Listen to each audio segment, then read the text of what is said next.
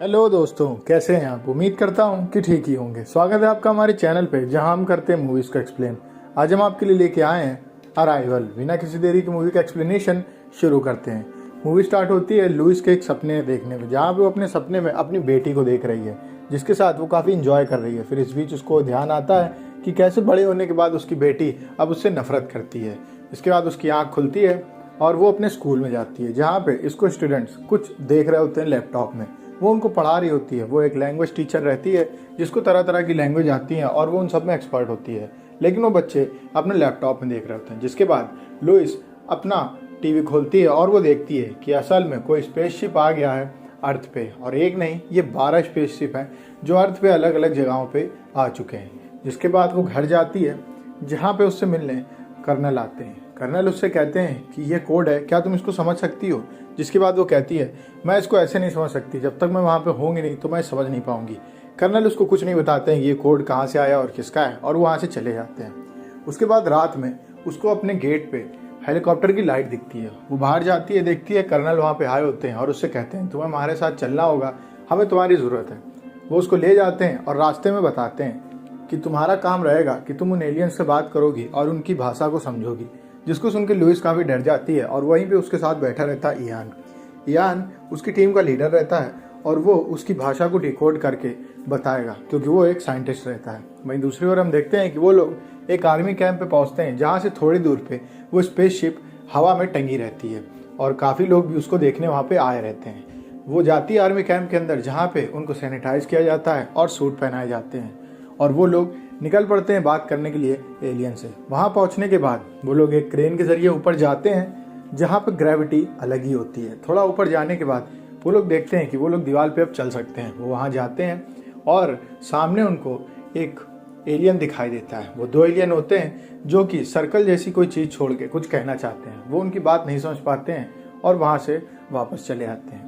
Louis कहती है कि मुझे उनकी भाषा समझने के लिए ब्लैक बोर्ड ले जाना होगा, उसमें मैं ह्यूमन लिख के जाऊंगी। यहीं इसी दौरान हमें पता चलता है कि स्पेसशिप के अंदर का वातावरण बिल्कुल ठीक है और इंसानों के रहने लायक है, लेकिन कोई भी आर्मी का आदमी रिस्क नहीं लेना चाहता है, क्योंकि ये उनकी जान के लिए खतरनाक हो सकता है। और न्यूज़ में भी चारों ओर फैला हुआ है कि सारी दुनिया की सरकारें आखिर कर क्या रही हैं, क्यों यूएन उन एलियन से बात करने का एक ढोंग कर रही है जो कि किसी काम नहीं आएगा। उसके बाद वो ब्लैक बोर्ड में ह्यूमन लिख के वहाँ से आगे निकल जाती है। वो सब लोग वहाँ जाते हैं और वो लिखती है ह्यूमन, जिसके जवाब में वो कुछ सर्कल सा बना के रिप्लाई करते हैं। वो उनकी भाषा को डिकोड करने की कोशिश करती है, बट वो इसमें असमर्थ रहती है। इयान भी उसकी हेल्प करता है और उससे कहता है कि तुमको उनकी हेल्प करनी चाहिए, तुम्हें समझना चाहिए कि वो हमसे क्या कहना है। ऐसे करके वो 2-3 बार उन एलियंस के बीच में जाती है, पर उनकी भाषा नहीं समझ पाती है। फिर एक दिन वो अपना स्पेस सूट हटा देती है और उनके सामने जाके खड़ी हो जाती है।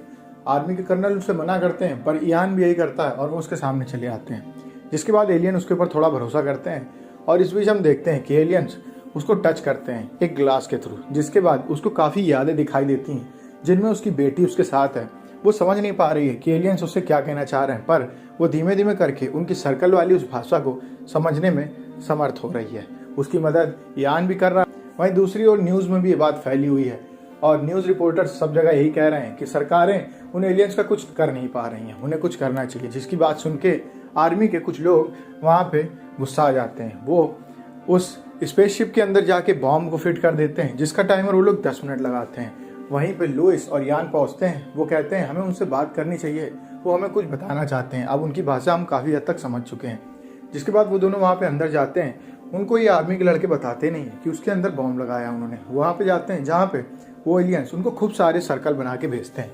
वो उनको समझ नहीं पाते हैं, पर वहाँ रखा कैमरा उस सारी भाषा को कैप्चर कर लेता है। इस बीच वो एलियन वहाँ से चले जाते हैं, पर उन लोगों को ऐसा धक्का देते हैं कि वो बॉम्ब फटने से ठीक पहले नीचे गिरते हैं आके।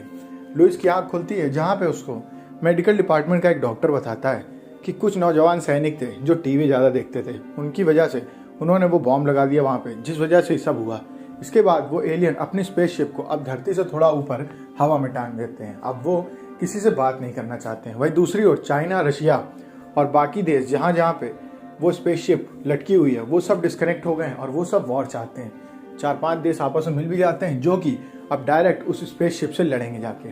लुइस अभी भी ये जानना चाहती है कि वो एलियंस क्या कहना चाहते हैं। तभी वहाँ पे बैठा इयान उस लैंग्वेज को डिकोड कर लेता है। वो उससे कहता है कि ये देखो, वो हमको कुछ बताना चाह रहे हैं टाइम के बारे में।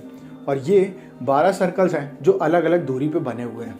12 मिलके एक बना, कुछ ऐसा वो कोड बताता है, जिसको समझ के लुईस कहती है इसका मतलब ये 12 स्पेसशिप मिलके कुछ एक बनाना चाह रही हैं। वो अकेले वहाँ भागती है।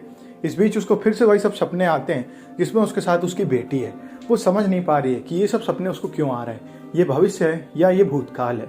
वो इन सबको समझने में असमर्थ रहती है। वो स्पेसशिप के पास जाती है, तभी स्पेसशिप से एक सेल निकलता है।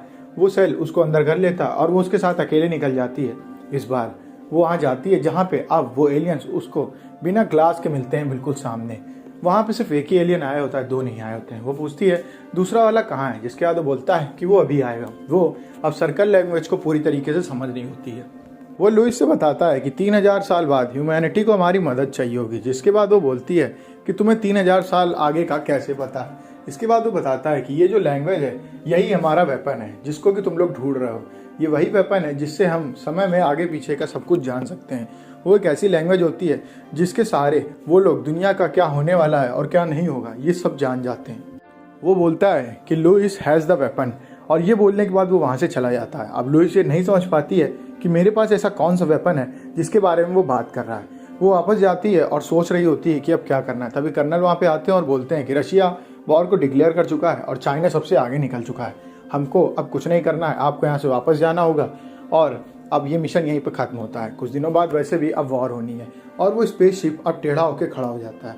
वो लोग वहाँ से चले जाते हैं। लुईस वहाँ से जा रही होती, तभी उसको कुछ यादें आती हैं जिसमें वो भविष्य में मिलती है चाइना के आर्मी प्रेसिडेंट से और उनसे वो कुछ कहती है। उसको याद आता है और वो भागती है कमरे में। और उसको पता चल गया है कि उस लैंग्वेज को समझने लगी है, जिस वजह से अब उसे भविष्य के आगे का भी दिखने लगा है।